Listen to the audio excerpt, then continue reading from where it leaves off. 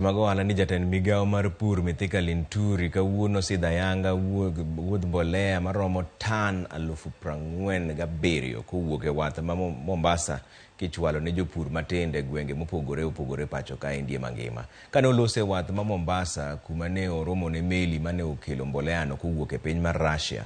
Linturi koni en geno margi ni jopur biro tiyo gi mbolea no e puothe mar jiwo keyo makare kendo rakore gi midhiero mar kech mosebedo ka okwako pacho ka India.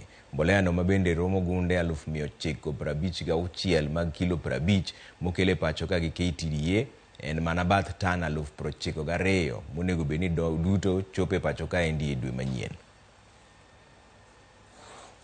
The payment, you realize that we were able to do a net payout of around 44.4 billion or around there, which is an increase by around 8 billion from last year.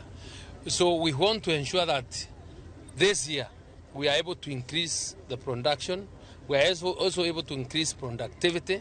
There is a correlation between productivity and the application of fertilizer.